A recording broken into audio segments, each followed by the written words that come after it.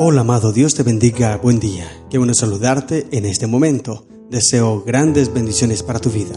Hoy quiero invitarte a estudiar la palabra del Señor. Nos corresponde leer el capítulo 7 del libro del profeta Daniel. Iniciamos ahora una nueva sección en el libro de Daniel y es la sección profética. Hasta el capítulo 6 pudimos ver la sección histórica, historia, relatos. Ahora en la sección profética nos retrocedemos. Recuerda que Daniel no fue escrito de manera cronológica. No quiere decir que lo que mencionó en el capítulo 6 venga antes de lo mencionado en el capítulo 7. No, porque lo del capítulo 7 más bien es antes de lo que aparece en el capítulo 5 y capítulo 6. ¿Y por qué así? Para no cortar la sección histórica y la sección profética. Y esta visión sucede en el tiempo de Belsasar. Como te dije, es antes de lo mencionado en el capítulo 5 y 6. Es año 553 a.C. La mención de esos animales tiene un gran significado. En la tradición babilónica, los animales simbolizan próximos acontecimientos históricos. Por eso se presenta de esta manera. El arte babilónico a menudo pinta leones alados. Por eso se presenta allí la primera bestia al león. Y dice el versículo 4 así: la primera bestia era como león y tenía alas de águila. Yo estaba mirando hasta que sus alas fueron arrancadas y fue levantada del suelo y se puso enhiesta sobre los pies a manera de hombre y le fue dado corazón de hombre. El arte babilónico a menudo pinta leones alados. Se puede ver claramente en los museos. Por eso este león representa a Babilonia. Año 605 al 539. Cuando dice que se le arrancan las alas, nos hace recordar a las ramas del gran árbol que aparece en el capítulo 4 que ya leímos, que representa a Nabucodonosor cuando se le fue quitado de su reino durante 7 años, pero el trono no se le arrebató, volvió nuevamente y se le dio corazón de hombre, y aquí lo menciona. Ahora, el versículo 5 aparece otra bestia. Y aquí otra segunda bestia semejante a un oso, la cual se alzaba en un costado más que del otro. Ese oso representa a los medos y los persas, año 539 al 331. El oso era reconocido por su crueldad. En 2 de Samuel capítulo 17, versículo 8 podemos notarlo. En Proverbio 28:15 y Amós 5:19 podemos ver más o menos lo que es la crueldad del oso. Corresponde entonces a los pechos y los brazos de plata de la estatua de Daniel capítulo 2. Mira que el capítulo 2 y el capítulo 7 tienen gran similitud, por eso es valioso que puedas hacer esta comparación, leer los dos capítulos a la par.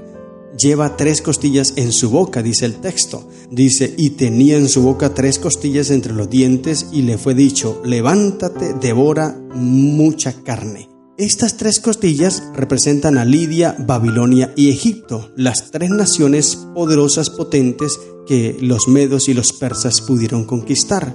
Ahora, en el versículo 6, viene la tercera bestia y es el leopardo. Corresponde al tercer reino de la estatua de Daniel capítulo 2, el vientre de bronce, Grecia, año 331 al 168 a.C. Versículo 6 dice, después de esto miré y he aquí otra semejante a un leopardo con 4 alas de ave en sus espaldas. Tenía también esta bestia 4 cabezas y le fue dado dominio. Este leopardo representa a Alejandro Magno. Mira, el leopardo es un animal veloz. Ahora que tenga alas, imagínate un leopardo con alas. Si es veloz simplemente así sin alas, ¿cómo sería con alas? Eso representaba el gobierno de los griegos, que con gran rapidez hizo sus conquistas allí al frente Alejandro Magno. Grandes conquistas. A la edad de 25 años, Alejandro Magno prácticamente era dueño de todo el mundo. Pero en el capítulo 8 hablaremos más acerca de esto y la gran hazaña y la forma como muere. Entonces, cuando muere Alejandro Magno, quedan 4 de sus gobernadores, de sus generales, Casandro, Lisímaco, Seleuco y Ptolomeo. Por eso dice aquí el texto que ese leopardo tiene 4 cabezas, representando a estos 4 hombres que quedaron allí al frente del reino después que muere Alejandro Magno. Y luego viene en el versículo 7 otra bestia, una bestia espantosa y terrible, dice el versículo 7. Después de esto miraba yo en las visiones de la noche, y aquí la cuarta bestia espantosa y terrible y en gran manera fuerte, la cual tenía unos dientes grandes de hierro, devoraba y desmenuzaba, y las sobras hollaba con sus pies, y era muy diferente de todas las bestias que vi antes de ella, y tenía 10 cuernos. Esta bestia espantosa y terrible representa al cuarto metal que encontramos allí en la imagen de Daniel capítulo 2. Corresponde con las piernas de hierro. Esa tiene dientes de hierro, dice el texto. Sus atributos son triples: espantosa, terrible y en gran manera fuerte. Se hace referencia a Roma en su fase imperial y papal, porque luego, tiene dos secciones, dos fases esta bestia. La primera empieza el año 168 hasta el 476, donde cae, es destronada, pero luego empieza una fase papal, 538, y ya vamos a leer esos textos porque allí el texto lo explica también. Daniel, cuando ve esta visión, él queda sorprendido, queda perplejo, pero luego el ángel le explica.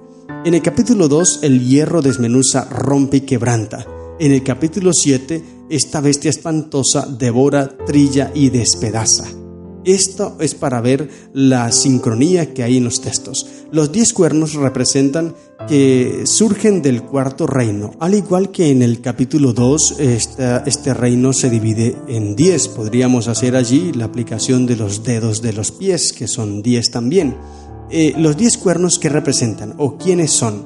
Tenemos las tribus: los francos, los burgundios, los alamanes, los vándalos, los suevos, los visigodos, los sajones, los ostrogodos, los lombardos y los érulos, que fueron en los cuales se dividió ese imperio romano en el año 476. Este periodo de división sobresale especialmente porque surge de una era de unidad y paz. Pero el interés del profeta no está en estos 10 reinos, sino en el cuerno pequeño. Él se centra en el cuerno pequeño y pregunta al ángel que le explique el cuerno pequeño. Y el ángel le explica el cuerno pequeño. ¿Qué es el cuerno pequeño? Mira, dice que tiene rostro humano. Representa un punto culminante en el capítulo. Se convierte en la única preocupación de Daniel. En el versículo 8, versículo 24 y 25, allí lo podemos leer. Es el último y mayor poder. El profeta lo describe en detalle. Su aspecto es un aspecto terrible porque lo hace más terrible que todos los demás. Esto le da una connotación religiosa. El cuerno pequeño es un poder político religioso. Ese es el aspecto. El tiempo que tiene aparece cronológicamente después de los 10 cuernos. Provoca en el proceso la caída de 3 de ellos. Esos 3 cuernos o esas 3 caídas son: los visigodos fueron vencidos por el rey católico Clodoveo, conocido también como el Nuevo Constantino, en el año 508 después de Cristo. Y allí cayó el primer cuerno, que son los visigodos. Luego Justiniano y el ejército de las fuerzas católicas vencieron a los vándalos en el año 534 después de Cristo. Y luego a los ostrogodos en el año 538 después de Cristo. Y allí están estos 3 cuernos que fueron derrotados por el cuerno pequeño, que tiene que ver con Roma papal, la fase tremenda de este imperio. El catolicismo podía alcanzar su plenitud ahora tanto en lo político como en lo religioso. Por eso en el año 538 se le da ese poder al Papa. El cuerno pequeño dirige sus ataques contra Dios y su pueblo. Esto es lo que registra allí en el versículo 25 de Daniel 7, las acciones de este cuerno. Describe que hablará palabras contra el Altísimo, ataque contra Dios, oprimirá a los santos del Altísimo, ataque contra el pueblo de Dios. Fue lo que sucedió desde el año 538 hasta el año 1798. Tratará de cambiar los tiempos y la ley. Lo hizo. Las leyes establecidas, un ataque contra Dios también. Los santos les serán entregados por tiempo, tiempos y medio tiempo, refiriéndose a los 1260 años que ya vamos a tratar de explicar también. Este capítulo, para poderlo explicar bien, pues se necesita mucho tiempo, por eso estoy yendo así de manera rápida. Pero es importante que nosotros entendamos que todo lo que aquí se registra es lo que ha sucedido. la historia lo confirma, y aunque no lo confirme, nosotros creemos porque es palabra de Dios. El cuerno pequeño se vuelve contra los santos de Dios, los persigue y los mata, y dice que la persecución duraría tiempos y la mitad de un tiempo, o sea, 3 años y medio, porque un tiempo representa un año, tiempos 2 años y medio tiempo, medio año, o sea, 3 años y medio. Haciendo la sumatoria entonces, en aquel entonces el año era de 360 días, nos suman 1260 días.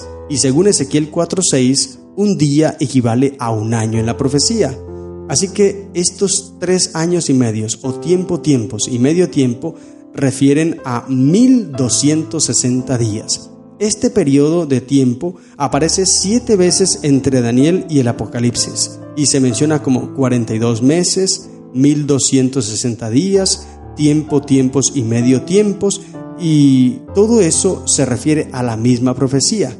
Partiendo desde el momento en que el imperio o el cuerno pequeño toma su poder, cuando resurge después de destruir a estos 3 cuernos, como lo mencionamos, esos 3 cuernos fueron los visigodos vencidos por Clodoveo en el año 508, luego los vándalos en el año 534 destruidos por Justiniano, y los ostrogodos también destruidos por Justiniano en el año 538, y en ese momento que es destruido el tercer cuerno que cumplía la profecía de Daniel 7, surge este imperio o este poder papal, y se le da autoridad. Justiniano le da autoridad al Papa de presidir como en su parte política y en su parte religiosa. Y desde allí, en aquel momento, se establece plenamente el poder del cuerno pequeño, año en que Gregorio Magno se convierte en el primer papa que acumula estas funciones políticas y religiosa. Gregorio Magno, siendo así el primer papa que representa el cuerno pequeño. Y estos 1260 años, que es la época de persecución, todo aquel que va en contra de la Iglesia Católica era perseguido, matado, torturado. Esto es historia, esto se sabe, esto ocurrió porque la Biblia lo dice, y entonces allí terminan el año 1798. Durante ese periodo ocurrieron demasiadas cosas: el sangriento rastro de las cruzadas, la Inquisición, las masacres de San Bartolomé, la guerra de los 30 años y muchas cosas más terribles que sucedieron bajo ese poder político religioso que era el imperio o el poder papal, Roma papal, terrible. Cualquiera hayan sido sus víctimas, los santos siempre estuvieron entre ellos. En el año 1798 después de Cristo, el ejército francés bajo el general Berthier invade Roma y captura al Papa Pío VI y lo lleva cautivo, y él muere allí en cautividad. Y Francia, la que una vez se le llamó la hermana mayor de la Iglesia, fue la que despojó al Papa de sus prerrogativas, y allí solamente se le limitó a que cumpliera sus funciones como religioso, mas no tuvo más poder político. Ahora, también en el capítulo 7 aparece un momento de juicio, versículos 9 al 13. Lo había pasado por alto, pero también se menciona allí, porque estábamos hablando acerca de las bestias, y el cuerno pequeño tiene que ver con las bestias. Pero en medio de esa visión de las bestias, el profeta también ve un momento de juicio, y este juicio está más allá del control humano. Es un acontecimiento en el tiempo y en el espacio. Y este juicio no se refiere al momento en que nosotros morimos, ni al momento de la segunda venida de Cristo, ni al milenio. Para Daniel, el juicio es un acontecimiento único y universal que tiene lugar en los momentos finales de la historia humana. Este juicio viene después del dominio y el poder del cuerno pequeño. Ahora, nosotros no tenemos que tener miedo a este juicio, porque el propósito de este juicio es vindicar a los santos de Dios. Es darnos libertad, el juicio investigador. Es importante que nosotros aprendamos a entender todo esto, no tenerle miedo, sino más bien confiar en que el veredicto que se da es a favor de nosotros, porque Cristo es nuestro abogado, Él intercede por nosotros y nos libra de todo mal, nos libra, así como libró a Daniel en el capítulo 6, lo leímos, así como libró a los amigos de Daniel allí en el horno de fuego, así nos librará a nosotros en el día del juicio, si nosotros confiamos en Él y nos entregamos a Él.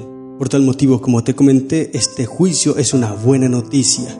Anuncia un nuevo mundo, un nuevo orden. La promesa del fin de nuestra miseria predice un nuevo amanecer, y dentro de esa visión de juicio, versículos 13 y 14, aparece el Hijo de Hombre. La última etapa es la más hermosa, la más fantástica. Aparece como montado sobre las nubes. Es una expresión para referirse a alguien de naturaleza humana, refiriéndose entonces a Cristo Jesús. Y dice el texto que este Hijo de Hombre vino hasta el anciano de días. Ahora, esto no es lo de la segunda venida de Cristo, sino más bien aquí representa cuando Cristo se presenta, cuando Cristo entra en el lugar santísimo para la purificación del santuario, y empieza allí este gran juicio investigador que, como te dije, no es para tenerle miedo, sino al contrario, es para nuestro beneficio. Él vino, o Él va a vindicar nuestras vidas. Y ahora dice el versículo 14, y le fue dado dominio, gloria y reino para que todos los pueblos, naciones y lenguas le sirvieran. Su dominio es dominio eterno, que nunca pasará, y su reino uno que no será destruido. Aquí representa a Cristo como un noble que emprendió un viaje a tierras lejanas para recibir un reino y luego volver. Al final de su ministerio sacerdotal, después que termine el juicio investigador, entonces Cristo, mientras todavía está en el cielo, recibe el reino de su Padre. Y después de recibir el trono, el gobierno y todo esto que menciona allí el versículo 14, es ahí sí cuando regresa a esta tierra con poder y grande gloria. Así que después de esto viene nuestra redención. Esto es maravilloso, querido hermano, porque mira que el capítulo 7 no solamente está describiendo lo que sucedió en nuestra historia pasada, sino lo que va a suceder más adelante. En este momento estamos en la fase del juicio investigador. Cristo está allí ante el anciano de días, presentando nuestros casos, presentando su vida en nuestro lugar. Su sangre está purificando el santuario celestial. Y luego entonces se quitará esas vestiduras sacerdotales y se pondrá las vestiduras reales, porque recibirá dominio, dice, gloria y reino, para que todos los pueblos, naciones y lenguas le sirvan, no como sacerdote, sino como Rey de reyes y Señor de señores. Y entonces vendrá a esta tierra, como dice Mateo 25, a pagar a cada uno de acuerdo a sus obras. Querido hermano, allí están las lecciones. Ahí está todo lo que tú y yo necesitamos saber. Ahí está todo lo que Dios quiere enseñarnos. Él desea salvarnos. Él desea en nosotros que podamos tener esperanza, fe y valor. Las crisis que hay son grandes, sí. La persecución será terrible, sí. Pero en Cristo encontramos salvación. En Cristo encontramos refugio seguro. Solamente hay que confiar en Él, entregarle nuestra vida y dejar que Él obre en nosotros. Confiemos en que todo terminará a nuestro favor, porque estamos cerca de Cristo Jesús. Estas son las lecciones que encontramos en el capítulo 7 del libro de Daniel. Que el Señor te bendiga. ¡Feliz día!